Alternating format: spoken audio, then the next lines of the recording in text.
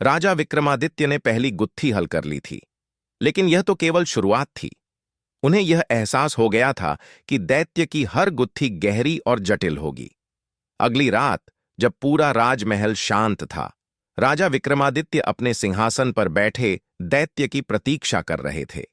अचानक एक तीव्र हवा चली और दैत्य प्रकट हुआ। उसकी आंखों में वही रहस्यमयी चमक थी।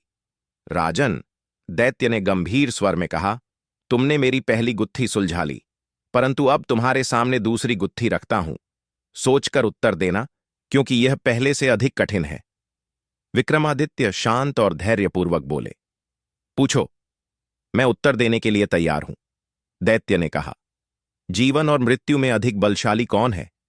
यदि मृत्यु अपरिहार्य है, तो क्या जीवन का कोई मूल्य है? यह प्रश्न सुनते ही दरबारी आपस में कानाफूसी करने लगे। यह प्रश्न जितना सरल लगता था, उतना ही गूढ़ था।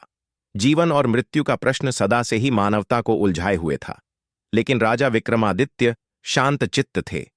उन्होंने कुछ क्षण विचार किया और बोले, मृत्यु निश्चित है, यह सत्य है, परंतु यह जीवन को महत्वहीन नहीं बनाती, बल्कि उसे और भी मूल्यवान बना देती है। दैत्य ने उत्सुकता से पूछा, कैसे? राजा ने उत्तर दिया, मूल्यहीन वह होता है जिसका कोई उद्देश्य नहीं। यदि मनुष्य को अमरता प्राप्त हो जाए तो वह जीवन का सही अर्थ भूल जाएगा, परंतु मृत्यु की छाया में प्रत्येक क्षण कीमती हो जाता है। मनुष्य अपने जीवन को सार्थक बनाने के लिए कर्म करता है, ज्ञान प्राप्त करता है और लोक कल्याण में योगदान देता है। यदि मृत्यु न हो तो जीवन में कोई प्रेरणा नहीं होगी। दैत्य थोड़ी देर तक सोचता रहा और फिर बोला, परंतु यदि मृत्यु इतनी शक्तिशाली है कि वह अंततः सभी को ग्रस लेती है, तो क्या यह सिद्ध नहीं होता कि मृत्यु ही सबसे बलशाली है?